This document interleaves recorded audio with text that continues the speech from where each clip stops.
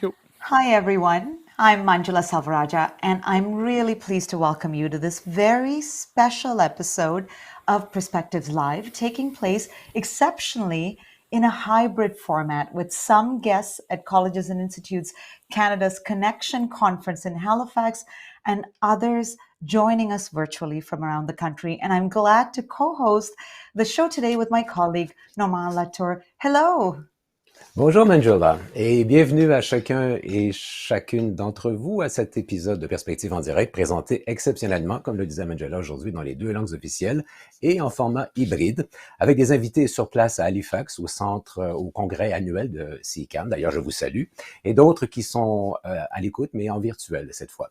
Nos invités vont partager leur perspective aujourd'hui sur un sujet tristement d'actualité, parlez-en aux gens de Sunwing, le bon, la brute et le truand de la cybersécurité. Et vous allez réaliser à quel point la protection de nos systèmes et réseaux informatiques est devenue un élément incontournable de la sécurité des entreprises, des gouvernements et des institutions d'éducation canadiennes. During today's episode, we'll share perspectives on the good, the bad, and the ugly in cybersecurity. We're going to dive into the world of hackers, ransomware, and cyber attacks, and how governments, businesses, and educational institutions are responding to these threats.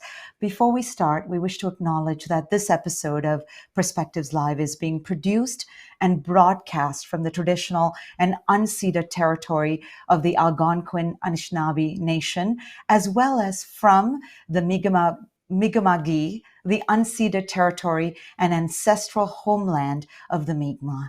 CICAN would also like to recognize the ongoing contributions of its corporate partners, Avis Budget, BGIS, Field Effect, TD, and Scotiabank, who support our activities, including bringing you Perspectives Live. You know, Normand, this episode is unique, not only because we're broadcasting in English and French, but also because we and our guests are joining in from 3 different provinces. You're in Gatineau, Quebec. I'm in Toronto. I'm in Toronto today. And CICAN's CEO, Denise Amiot, is joining us with 2 of our guests live from CICAN's first ever hybrid annual conference in Halifax. The things that we can do with technology. Hello, Denise. How are things going at the conference? Hello, Manjula. It's going very well. In fact, it's an experience for everybody. As you said, it's quite unique what we're doing. The start of the conference was great, the first day, and it's so great to see our members again in person. It was hard because we had not seen each other for about 3 years now. Pandémie, les nouvelles technologies ont été des incontournables et essentielles, particulièrement dans le milieu de l'éducation, parce que les établissements d'enseignement ont dû transformer les modes de livraison de tous leurs programmes de formation, mais on se rend compte aujourd'hui qu'il faut aussi se méfier de ces nouvelles technologies. C'est un peu le thème de notre émission aujourd'hui.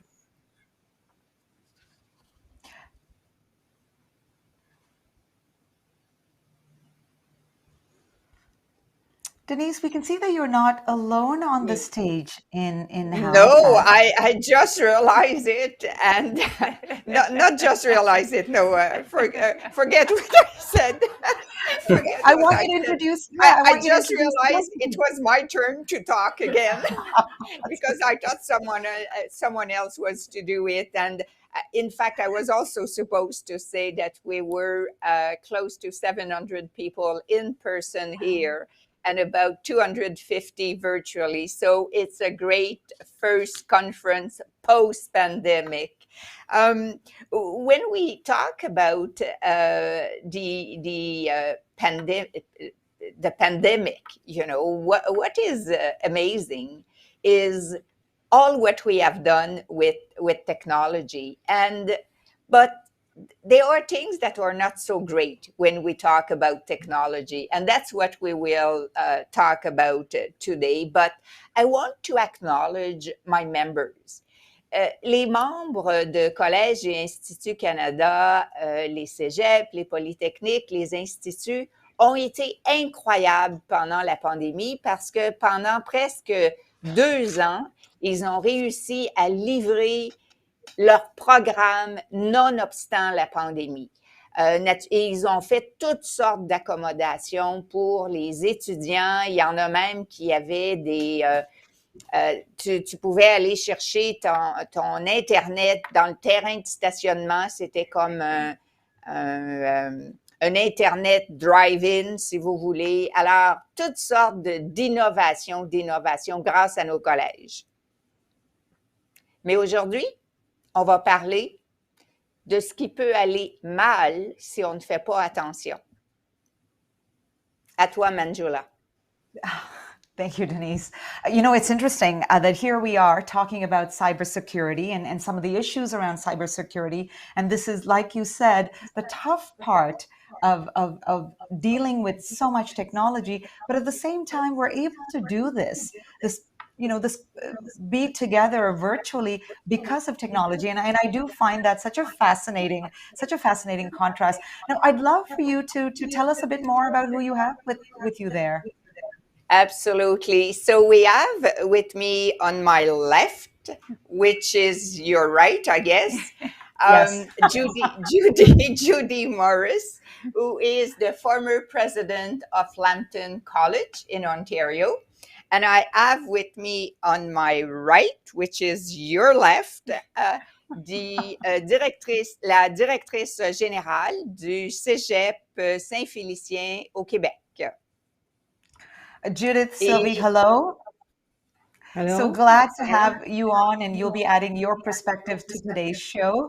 And we'll look forward to having both of you and Denise rejoining the conversation a bit later. And now I'd like to welcome and introduce our other guests. Antoine Normand, who is chair of the board of INSEC-M, the national cluster of the Canadian cybersecurity industry. He's joining us from Gatineau, Quebec. And for anyone that's curious, INSEC-M stands for Innovation, Security, and Marketplace. And Kathryn Anthonisen is the vice president of external relations at Canary, a national organization supporting cybersecurity initiatives that strengthen Canada's research and education sector. She joins us from Ottawa. Welcome, Kathryn and Antoine. And I'm now going to turn things over to Normand for what he does very well, for moderating an excellent and inspiring conversation with our guests. Over to you, Normand. Merci beaucoup, Manjula. Thank you. Bonjour, Antoine. Bonjour, Kathryn. Bienvenue. To understand how important this problem is, in the last budget at the beginning of the month, the federal government had proposed to invest close to $900 million in cybersecurity-related spending.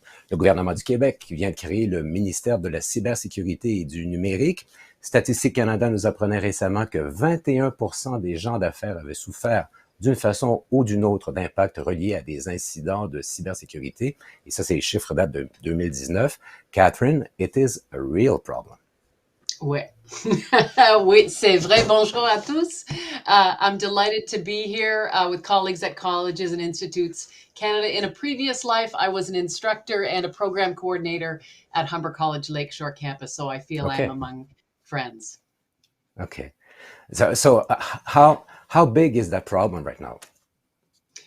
Well, the government of Canada has noted that, you know, there are nation state actors that are actively attacking Canadian higher education institutes, businesses, individuals. You know, they have named China, North Korea, Iran, and Russia as these nation state actors. So you can imagine a portion of their budgets is focused solely on funding what we consider cyber criminals. And my message to all of you is, and it might be a bit troubling, but my message is, it's not if you will be attacked or broached, it is when you will be attacked or broached. And because of that kind of pervasive threat that we're dealing with, the second message I want to leave you this is that we are stronger together. When institutions, colleges and institutes, Canada, universities, Cégep, polytechnics, when the entire sector works together in a coordinated fashion, we can, you know, a rising tide lifts all boats. We can work together to continue to advance cybersecurity capabilities from a small rural cégep in Quebec to a large comprehensive university in one of Canada's largest cities. But we need to work together. And part of that notion is sharing data and information on cybersecurity breaches at your institutions, as much as that may be difficult, and the reputational risks that is so top of mind for college and institute executives. You need to be able to get over that in order to share that information that allows us to develop stronger defenses and stronger initiatives against these kinds of incursions, and allows the entire sector to continue to strengthen their cybersecurity capabilities. Antoine Normand, quand on s'est rencontrés, c'était au début des années 90, je ne veux pas vous vieillir, mais déjà, vous aviez en tête de penser à un système de protection quand les ordinateurs sont arrivés et tout ça. On vous trouvait honnêtement un peu alarmiste à l'époque. Or, vous étiez plutôt un visionnaire, carrément. Oui, ça fait, Normand, je suis d'accord, ça fait très longtemps. J'avais, comme je le mentionnais tantôt, des cheveux dans ce temps-là. Mais oui, on a lancé Cactus aux alentours de 1995 en ayant en donnant une importance très grande à toute la question de sécurité informatique.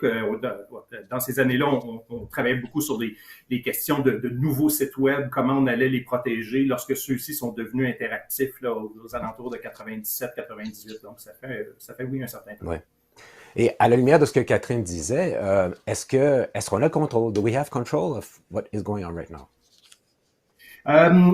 We have some control. We have more control that we used to do, but I agree with Kathryn that the increase in terms of cyber attacks, in terms of breaches, we're seeing an increase by about 200 to 300% since March 2020. So the pandemic, the fact that everybody's has moved home to telework or study has broadened the surface of attack by a lot. So it's extremely troubling. But on the other side, we have more and more technology, and we have more and more competency to fight those cyber attacks. Okay, for the technical crew, I would like to bring our guest from Halifax now. Et je me tourne vers vous, Sylvie Prescott. Sylvie, vous avez été victime d'une cyberattaque qui a eu des répercussions extrêmement importantes au cégep de Saint-Félicien. Comment vous êtes-vous rendu compte qu'il y avait un problème plus sérieux qu'un simple ordinateur qui ne part pas le matin? Écoutez, je pense que c'est vraiment quelque chose qui frappe. Lorsque je me souviens, le 18 septembre 2020, je venais d'engager un nouveau directeur des TI et puis il est arrivé tout blanc. Bienvenue, il est arrivé tout blanc j'avais une petite rencontre avec des collègues et puis il me dit, Madame Prescott, l'ensemble de nos serveurs, les données sont encryptées, ainsi que notre boîte courriel. Donc, vous comprenez que là, rapidement, je suis allée voir l'équipe informatique et dès les premiers instants, on savait que c'était vraiment sérieux. On a communiqué avec nos autorités au niveau du ministère et puis déjà, dès le départ, on savait qu'on était face à un ransomware, donc vraiment un rançongiciel. Et puis, tout de suite, là, tout s'est mis rapidement en branle. Vous comprenez qu'à partir de ce moment-là, faut comprendre qu'au Québec, on avait des zones, là, zone orange, donc la majeure partie de notre formation était donnée à distance, dans des salles. À cause de la pandémie.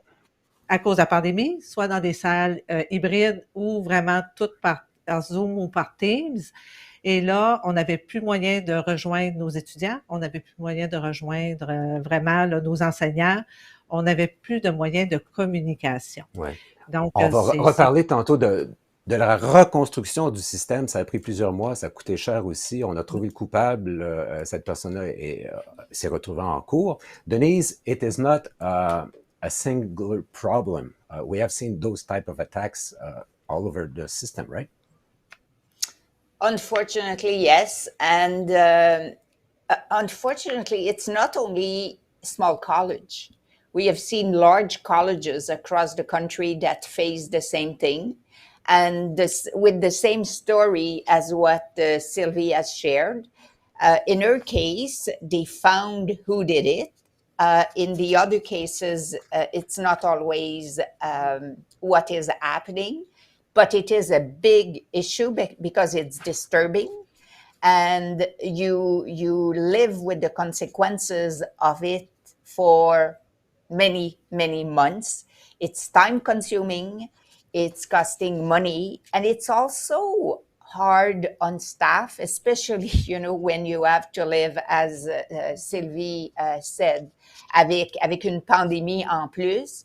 Alors, tu dis, bon, comment on se prépare? Alors, j'aime beaucoup ce qui a été dit tout à l'heure, quand le problème, c'est pas de penser si ça va arriver, c'est quand ça va arriver. If you had to pick only one single thing, what would be the most important approach to cyber risk management? I would like to ask that question to Kathryn.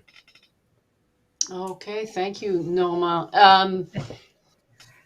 That's a tough question. I think in the context of Colleges and Institutes Canada, I think the approach you need to take is an organization-wide approach. You can't make the mistake of thinking the techies are going to take care of this.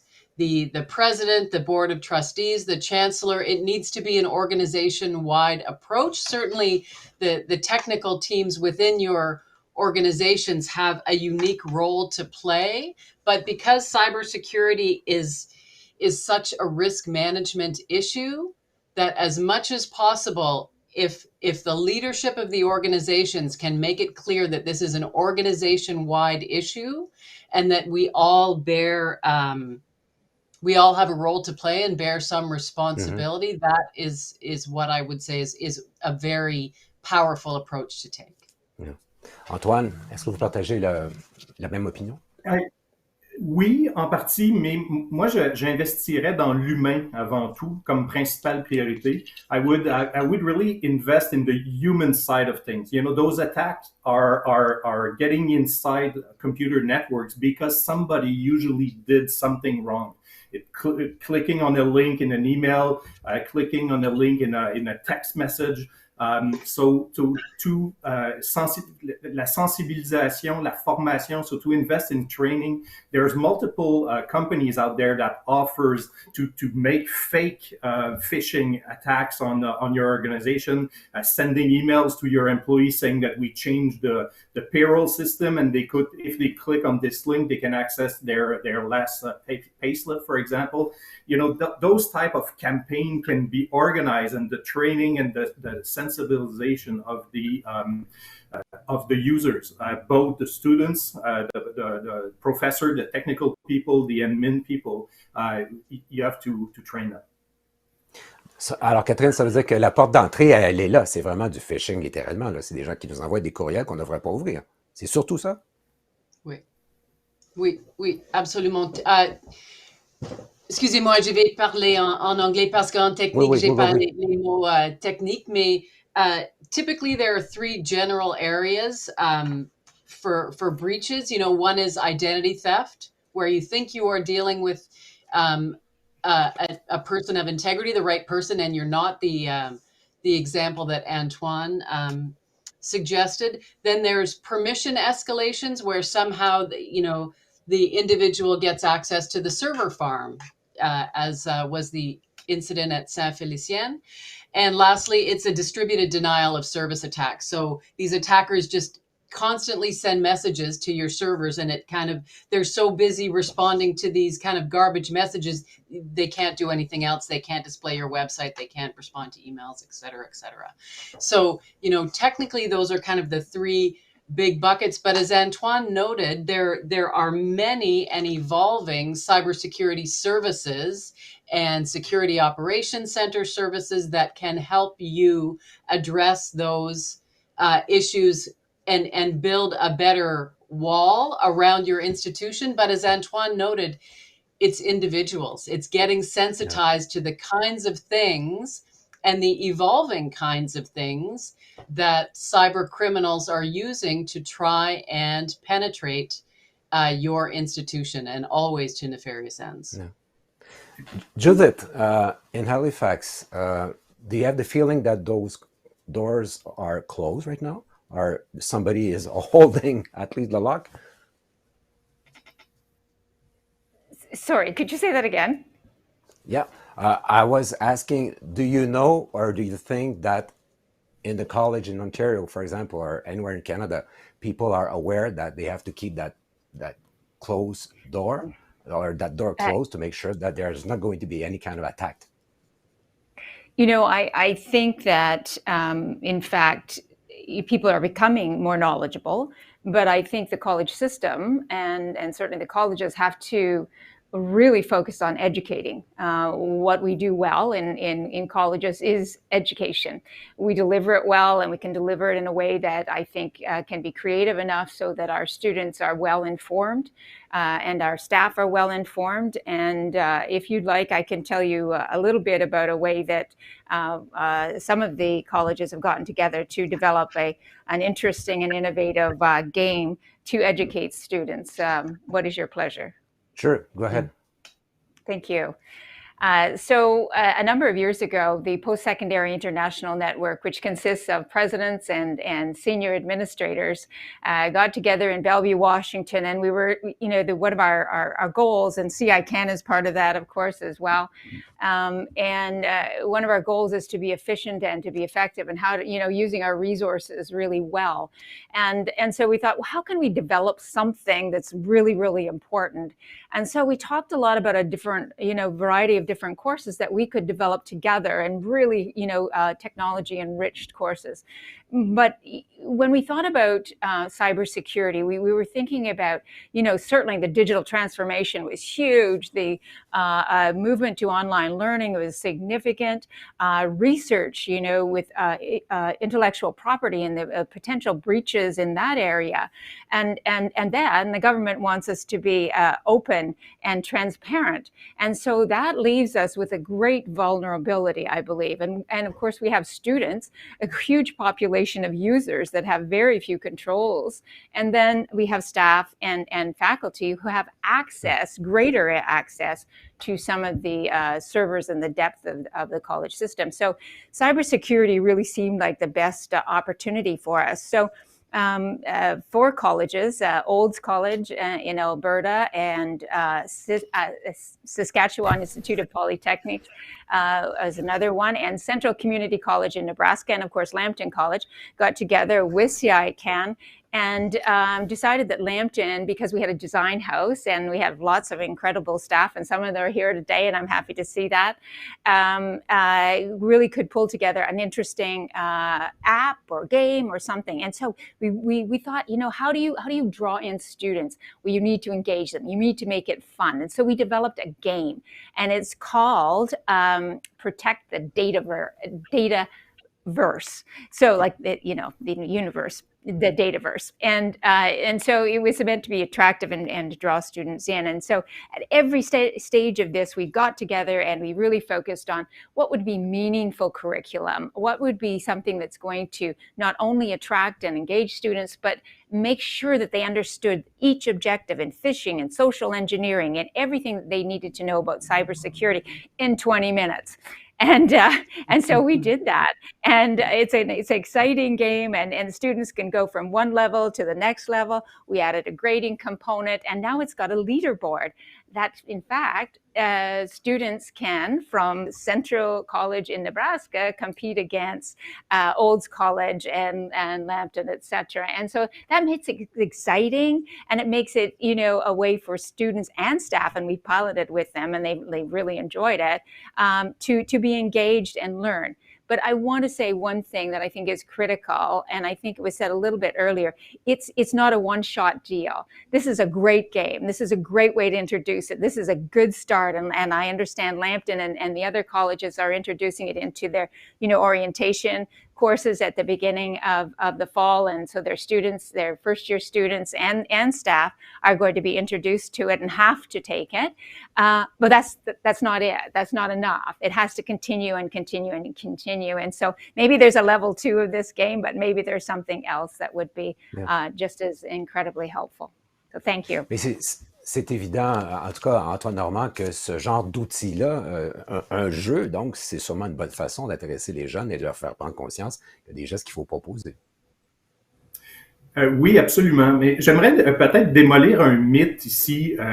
Quand on subit une cyberattaque et que quelqu'un clique ou exécute un document ou lance une application, c'est plus instantané. Hein. Votre ordinateur explose pas, puis il y a pas les pixels se mettent pas à tomber de l'écran. What's really happening when there's a cyber attack like that is that malicious code gets installed somewhere on your computer or on the network. And then the malicious code is listening to what's happening on the network. So it can stay there for weeks, it can stay there for months, and it will follow who's talking to who and who's exchanging what type of information and who has control for financial, where are the important data, where is it located, where is it hosted. And then once they learn all those things, which is very similar to social engineering between humans, well, then they will do the attack. They will sometimes, most of the time, extract the data, the personal data, extract the financial data, and then freeze everything. And then they have what they need to negotiate. They know how much you're able to pay as a ransom. They know how much maybe something. A lot of organizations leave their insurance policy somewhere in the server. Well, when they have the copy of your insurance policy, they know exactly what to ask for. So that's the way the modern attacks are working right now. And of course, you have to clean up everything after. Comment, Sylvie, avez-vous fait pour faire ce grand ménage, pour repartir le système au cégep de Saint-Félicien? Écoutez, on a travaillé sur 2 plans. Il est certain que pour nous, là, on a pris une firme spécialisée. On souhaitait vraiment faire une cyber-enquête parce qu'il n'était pas question pour nous d'être en mesure de payer. Donc, on voulait pas, si on veut, supporter là, le crime. Donc, on a vraiment travaillé avec une firme pour une cyber-enquête. Et puis, une des raisons qui nous motivait, c'était vraiment de savoir s'il y avait eu, comme mon collègue l'a mentionné, extraction de données personnelles. À partir du moment que on a su, parce que de notre côté, on a vu vraiment qu'il y a eu extraction de données personnelles. Par contre, on n'a jamais vu de traces sur le dark web. Mais pour nous, c'était suffisant pour dire que nous allions protéger nos usagers en leur donnant, si on veut, là, une assurance là, au niveau de Equifax. Donc, pour nous, là, ça c'était vraiment important. En parallèle, il est certain que à partir de ce moment-là, il faut rebâtir au complet les infrastructures. Donc, chez nous, maintenant, il n'y a plus de clé USB, on n'a plus de VPN, tout est en info nuagique. Donc, il a fallu vraiment là, repartir de zéro. On avait un backup. Donc, c'est ce qui nous a permis de sauver. Donc, on avait vraiment là, un backup il y a à peu près un petit peu plus d'une semaine. On a perdu une semaine de travail. C'est peu lorsqu'on regarde l'ensemble des impacts, mais on a tout rebâti, on a tout nettoyé. Il y a eu des zones de trempage pour l'ensemble des enseignants, les étudiants. Fait que vous comprenez tout le travail de plusieurs semaines. Oui.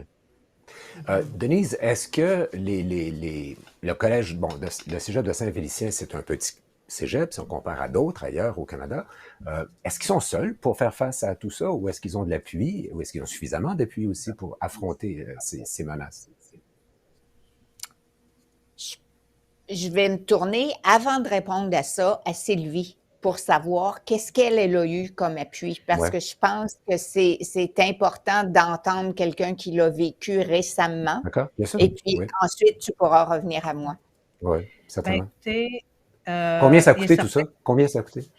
Bien, écoutez, ça a coûté 1 million, là, vraiment, la couverture Equifax, puis toute la cyber-enquête, mais l'amélioration de nos infrastructures, bien entendu, on a racheté, réseau, SAN et tout ça. On parle de vraiment peut-être aux alentours de 700 000 là, au total, donc 1 700 000, on va dire à peu près. Pour ce qui est de l'aide, c'est certain que tout de suite, là, la région s'est mobilisée. Donc, on a eu des gens qui avaient déjà vécu au niveau de la commission scolaire, qui nous ont donné de l'aide. On a eu aussi nos partenaires de l'université ainsi que le cégep de Chicoutimi. Donc, parce que moi, j'avais que 3 techniciens, là, seulement une très, très petite équipe. Donc, mais ça prend pas tant de personnes. Souvent, les gens vont nous dire, est-ce qu'on peut vous aider?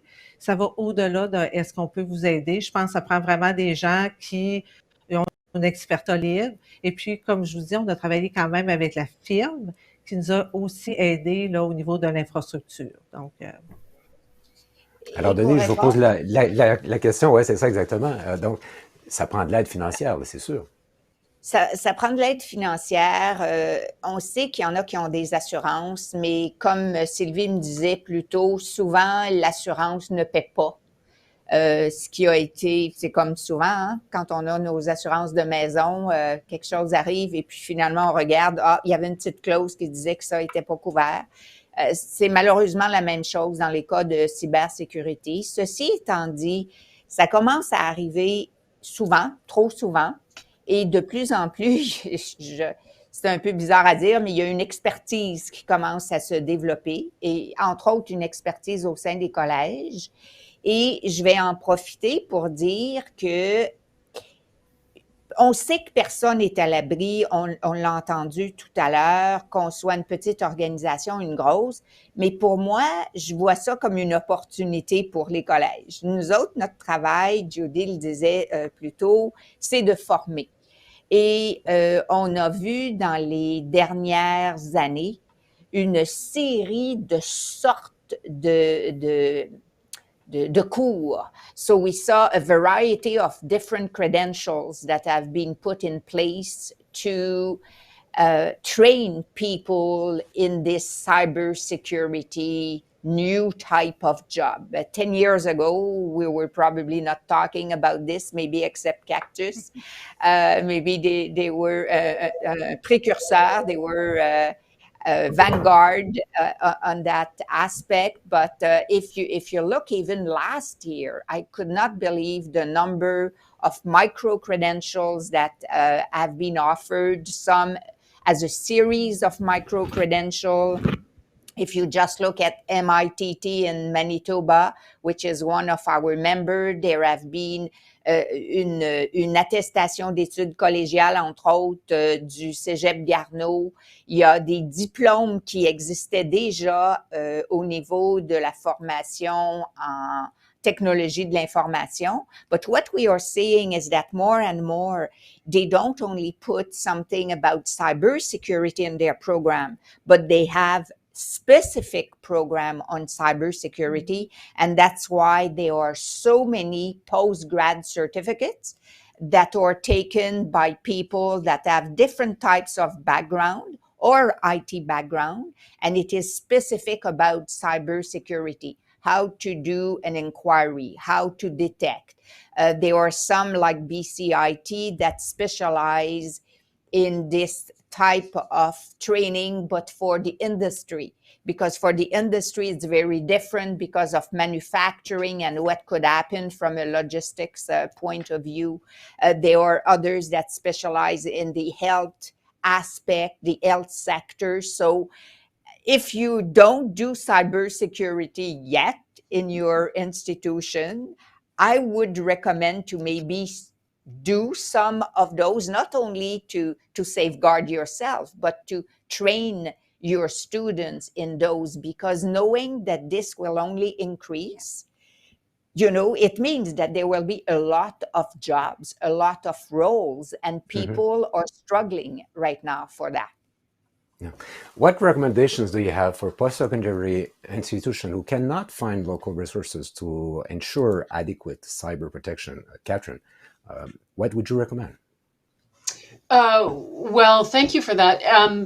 Some of you know a little bit about Canary. Mostly what we're known for is that we are the federal partner in Canada's National Research and Education Network, which connects all CICAN members, universities, government research labs, business incubators, et cetera, et cetera. And these organizations in each province and territory are working with Canary to provide cybersecurity services to colleges and institutes.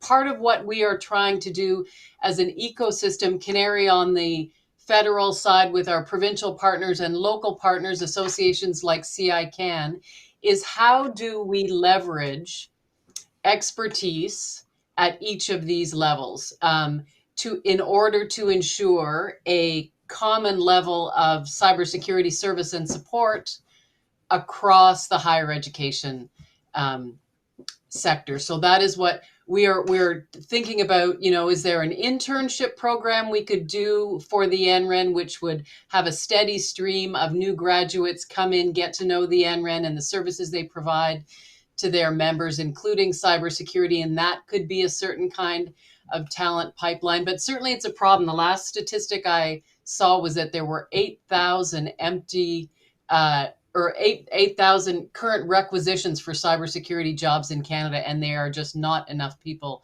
to fill them. And what we've heard from our colleagues in the higher education sector is that their cybersecurity talent is getting recruited away. Financial services typically is the sector that pays the big dollars. But there are, as you all know, there are so many other satisfactions working in higher education. We just need to work together to develop that pipeline and ensure that talent continues to flow through the system and benefit the sector. Est-ce que vous constatez...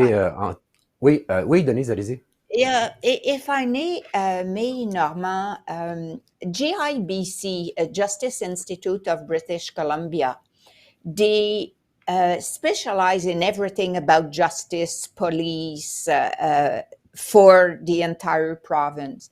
And I know that they have been working on simulation tools for all kinds of crises. So I would not be surprised if they would have something that in fact could be used for this matter. I should have checked before this Perspectives Live, but I would, if they have not, I'm sure hearing me now, they will probably, and knowing them, they will probably develop a tool like this because they have it for all kind of disaster. And in my view, this is a type of disaster. The only thing, it's not a physical disaster, but it's a digital disaster.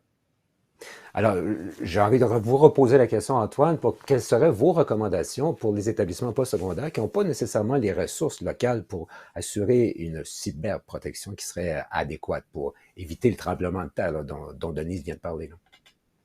Ben, ma première réponse serait, de faire des partenariats, de travailler ensemble. À plusieurs, on est capable de pooler des ressources qu'on peut souvent pas se payer tout seul.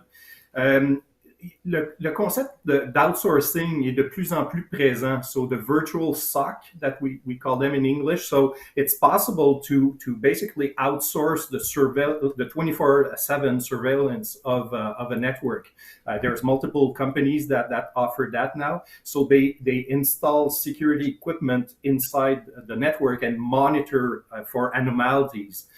And known bad files, but the new concept in this world is to listen to the network and watch things that are not supposed to happen. So a printer that sends a file to China every night at 3 a.m. is an anomaly, and you need to be able to track those. Oui. Est-ce que vous avez l'impression, maintenant que Sylvie, au Cégep de Saint-Félicien, que tout est en ordre maintenant et que vous êtes vraiment bien protégé et que vous êtes avec la sensibilisation qui s'est faite autour de vous, est-ce que vous croyez que le Cégep n'est plus menacé?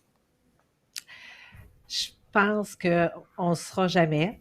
Je pense qu'on ne sera jamais. Par contre, est-ce qu'on a pris quand même certaines mesures différentes? Oui. Comme je vous disais un petit peu tout à l'heure, plus de clés USB, VPN de chez nous, ça existe vraiment plus. On parle vraiment de l'info nuagique maintenant. On parle vraiment on a séparé là vraiment au niveau des TI là plusieurs pare-feux, nos fournisseurs, le local et tout ça.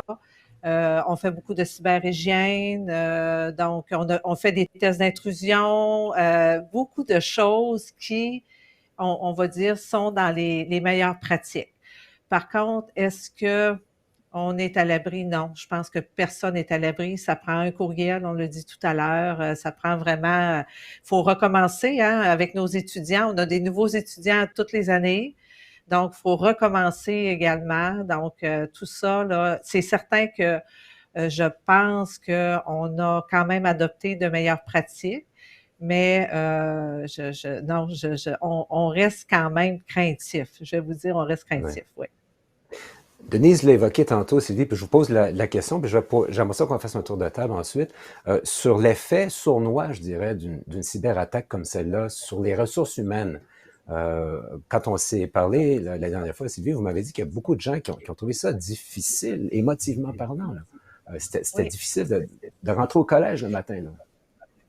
Bien, c'était difficile parce qu'on a sollicité, souvent on a des comités de crise à l'intérieur de nos collèges, hein, donc nos directions, je vais vous dire, puis souvent notre agente administrative, l'équipe de communication, donc et ces gens-là, je vais vous dire, ont vraiment travaillé là de près. On parle vraiment 7 jours sur 7 pendant des semaines. De très tôt le matin à 11h, minuit, soir, et pour nos enseignants aussi, faut pas oublier, puis toute l'équipe autour qui ont dû vraiment travailler dans des conditions papier, crayon, il n'y avait plus accès quand même à leur matériel, donc ils ont tous contribué à faire en sorte que nos étudiants puissent terminer leur session le 24 décembre. Donc, nous, on n'a vraiment pas retardé la session. On était en mesure vraiment de rendre nos étudiants vraiment là pour la fin de session. Donc, ça l'a amené énormément de travail. Moi, j'ai vu là, le cégep là, pratiquement 24 heures sur 24 rouler. Là, ça le fait en sorte que les gens se sont épuisés, bien entendu. On a eu des congés de maladie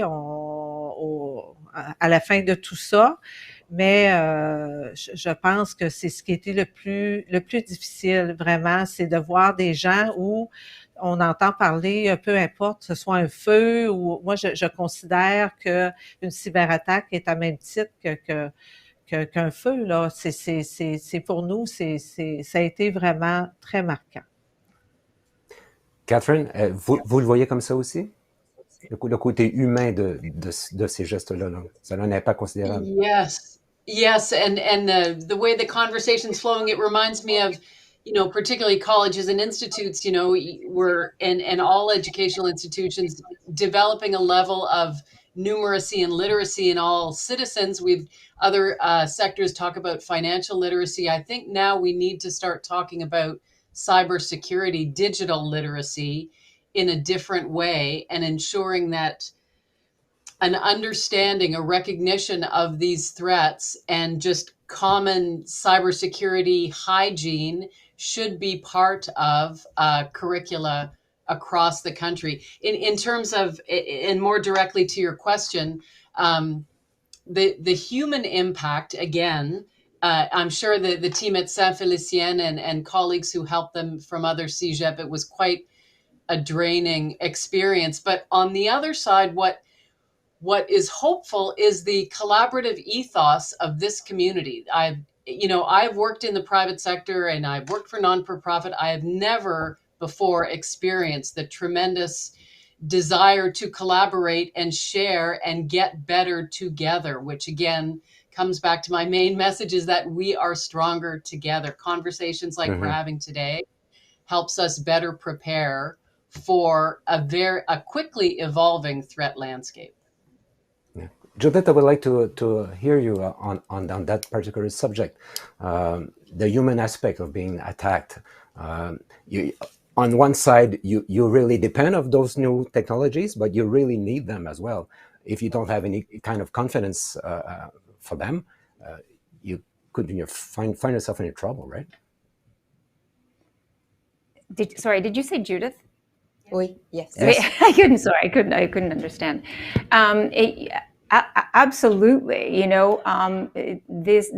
this world is quite frightening, and while we're trying really hard to educate and as we just spoke about, ensuring that or sharing resources and working together and making sure that is all put in place. It's still scary. It's scary for presidents. It's scary for senior managers.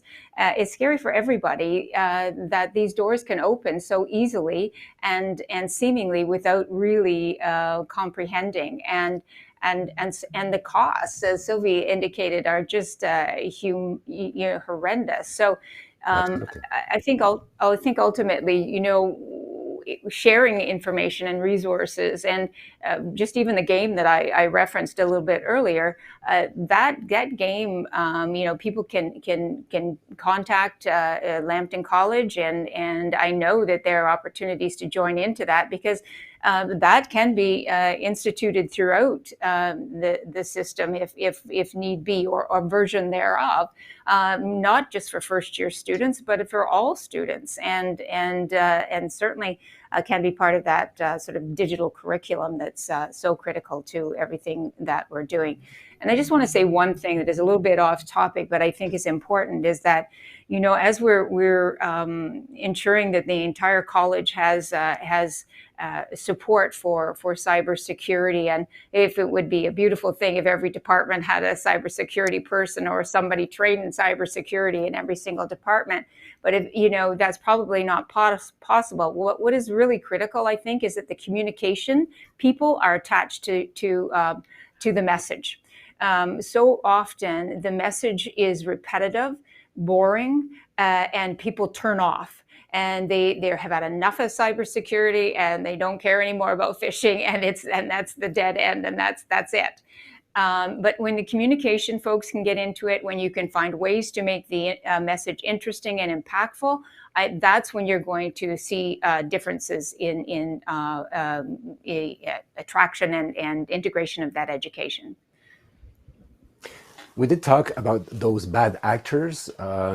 Ici, Saint-Félicien, vous avez réussi à trouver qui était la personne responsable, et cette personne-là est punie présentement pour ce geste-là, n'est-ce pas? Tout à fait. Donc, ça ne s'arrête pas là. Nous, on a eu... il est certain qu'on a travaillé avec les autorités policières, donc tout le volet cyber-enquête. Donc, on a vraiment collecté beaucoup de données.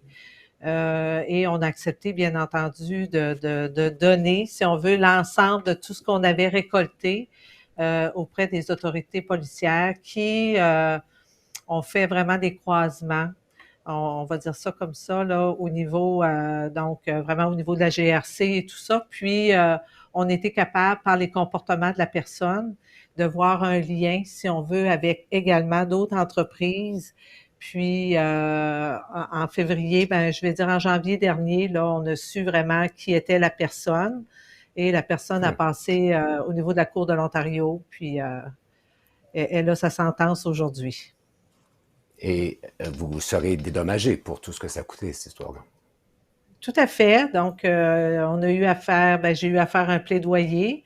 Et puis, avec toute l'émotion qu'on peut mettre dans un plaidoyer de ce type, je vais vous dire que la personne avait le choix de rembourser quelques entreprises. Donc, j'étais seule comme collège, comme institution publique. On parle vraiment d'un réseau là, qui était étendu aux États-Unis. Et puis, donc, il a fait le choix, si on veut, de repayer ce que j'avais demandé, là, donc, qui était lié vraiment à la couverture d'Equifax ainsi que la cyber-enquête. Donc, on parle d'un montant d'1 million de dollars. Là. Kathryn, do we always know or find those bad actors? No, as Antoine, said, you could be infiltrated right now, and they just sit and wait and gather information until like they have the information that they need to pursue their financial ends. So no, you do not always know. And these threats, Antoine will know more about this than I, but these threats are ever evolving, right? They're figuring out different ways. If the phishing emails aren't working so well, they'll take another tack. There's now, you might get a text ostensibly from your bank or Canada Post or someone else saying, oh, we've got a package for you, or your internet transaction's gone through, click here. these folks are well funded and just determined to breach defenses. So it is our role as much as possible to share information, to work together, to develop a consistent and common defense capability that continues to evolve as we learn from each other and as we learn from attacks. And as far as I know, Antoine, that person that we're talking about was working alone in his bedroom, I believe, and he was able to take control. Well, not really. Of the subject. I'm limited in what I can say because I was involved with the RCMP into this one. But let's say that this specific suspect or accused was not the sharpest knife in the drawer. But the way he worked, because all his associates didn't get caught, and he got caught. But in general, he was not producing the actual malicious code. He was renting it from a group, a NetWalker, based in Eastern Europe. So these guys are doing hacking as a service instead of software as a service, for example. So they recruit people like him that will do the social engineering and will send the malicious emails and will try to get in. But he was using somebody else's technology that Europol took down in the same time frame. So we have to be wiser than them in order to win. Yes, and we need to collaborate. We need to share information. We need to train people. We need to invest in the human sector. And one thing that I want to bring up that Denise mentioned is when you get attacked, because it will happen, communicate. We saw some totally disastrous way of managing a cyber attack where the organization denies or doesn't provide information. That creates uncertainty, ça crée de la méfiance envers l'organisation. Je pense qu'ici, dans la région d'Ottawa, Gatineau, on a vu l'attaque de la société de transport de l'Outaouais qui a été gérée là, de manière absolument désastreuse. Là. Donc, il faut communiquer constamment. Oui. Est-ce que ceux qui sont potentiellement les victimes, Kathryn, sont au courant de ça et sont, comment je dirais, prêts à apporter les changements dont Antoine vient de parler là, dans leur approche? If I understand your question correctly, Normand, is the approach that leaders at colleges and institutes evolving in this way? Absolutely. Yep, absolutely. We have seen, yes, absolutely. The understanding that collaborating, sharing information, in fact, makes us stronger. We cannot, as Antoine said, you can buy malicious code on the dark web. You don't even need to be able to code it yourself.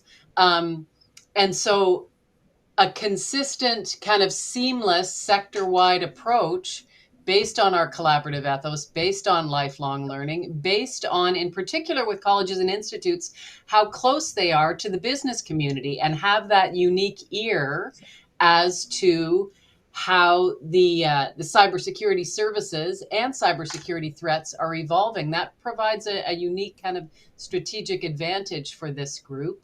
But again, I echo what Antoine and others are saying. We are stronger together. Collaboration and sharing of information is the best strategy we can pursue. Et d'où le rôle très important de Denise Amiot que peut jouer CICAN pour aider ses membres et les collèges, les instituts à se défendre et à bien s'équiper et à établir ces liens de communication-là dont on parle depuis tantôt. Oui, absolument. Là, ce qui me fait peur, c'est que vous venez de me donner une idée. Alors, je pense pas que mon équipe va être très contente d'entendre ça. Mais avec tout ce que j'entends du besoin de partager les meilleures pratiques, ce qui est arrivé, de communiquer, je me demande si on ne devrait pas avoir au moins pour un bout de temps une communauté de pratiques pour pouvoir discuter de ces sujets-là. Je ne sais pas si vous pensez que ça serait pertinent, à moins que ça existe déjà. Je sais que dans certaines provinces, il y a déjà des gens, les CIO, qui font ça, là. But maybe there could be interest in the community of practice. And if after, 6 months, we think it's not necessary, maybe we let it go. Or maybe it's the opposite. We increase the size of this community because of the needs.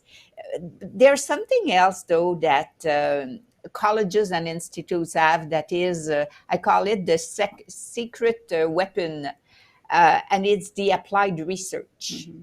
Because with applied research, a lot of research can be done, in fact, from a social perspective, but also from a technological perspective.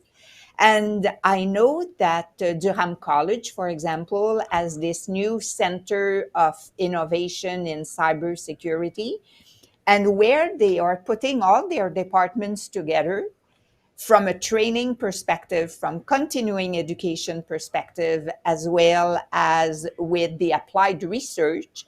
And when businesses arrive or when there are issues at their own college, they already have this network. D'un autre côté, il y a le cégep de Trois-Rivières qui a un CCTT. It's called, I think, C2T3, something like that. Et ce CCTT-là, ce qu'il fait, c'est qu'il aide les entreprises à trouver des solutions à leurs problèmes. Alors ça peut peut-être être quelque chose d'intéressant et je ne sais pas dans quelle mesure la recherche qui est faite dans ces deux organisations-là est communiquée avec le reste des collèges et des cégeps à travers le pays. Ça. Alors, il y a peut-être une piste là, à explorer. Well, it's almost the end of our show. Manjula, you're still there? I am. My gosh, such a fascinating discussion. I mean, here we hear that the threat of all of these issues grows because now it's a business. I mean, I heard the term hacking as a service and kind of just cringed in a way, but I also heard this really powerful theme about the need for collaboration. Normand, what stood out for you? Well, I think that we have talked a lot about bad actors, but I'm realizing that we do have some very, very, very good actors all around us, especially today. We were able to bring this show. Our guests are in Halifax, Ottawa, Gatineau, you're in Toronto, and we are live and talking about a very important subject. And I think c'est fantastique. Je trouve ça extraordinaire qu'on puisse faire ça. On n'aurait jamais pu, it was impossible to think that way 2 years ago, and now we can. It's fantastic. No, it's true. Yeah, and there you go, right? It's technology used in for good. I would say, I'm sure that as a result of today's show, I expect many of you are wondering, and many of us are wondering, what more we can do to improve our individual and organizational online security. I certainly am. The Canadian Centre for Cybersecurity offers a ton of expert advice, guidance, services, and support, including an online reporting tool and resources that are tailored for the education sector. You can learn more at cyber.gc.ca. As always, we invite you to share your perspectives, questions, and comments on today's discussion in French or English using the email addresses appearing on the screen. And to stay on top of the latest developments in Canada's college sector, don't forget to visit CICAN's News Center, where you can also subscribe to Perspectives, the free bi-monthly electronic newsletter. Normand, back to you. You bet. Et il y a vraiment beaucoup d'informations que vous allez retrouver sur le site de CICAN. C'est le moment de se dire à bientôt et de remercier nos invités. Donc, je remercie 1000 fois Antoine Normand d'avoir été des nôtres aujourd'hui. Antoine, merci. Ce fut un véritable plaisir de vous retrouver. Kathryn Anthonisen, vice-présidente des relations extérieures à Canary, Judith Morris, ancienne présidente au Lambton College, et Sylvie Prescott, directrice générale du Cégep de Saint-Félicien, et Denise Amiot, présidente et directrice générale de CICAN. À tous, je vous remercie. Je vous invite à être des nôtres le 25 mai prochain pour notre dernier rendez-vous de la saison. Nous vous inviterons alors à afficher votre fierté. Manjula. And if I can echo that in English as well, please join us next month on May the 25th for our final episode of the season, where we'll invite you to let your pride flag wave. Merci, Normand. It has been always, it's been a real pleasure to work with you today. Well, thank you, Manjula, for this enjoyable collaboration. Je vous souhaite à tous une agréable fin de journée. Je souhaite surtout un très bon congrès de CICAN à ceux qui y participent. Merci à tous. Au revoir. Thank you. Take care. Bye. Merci à Au tous. revoir. Au revoir.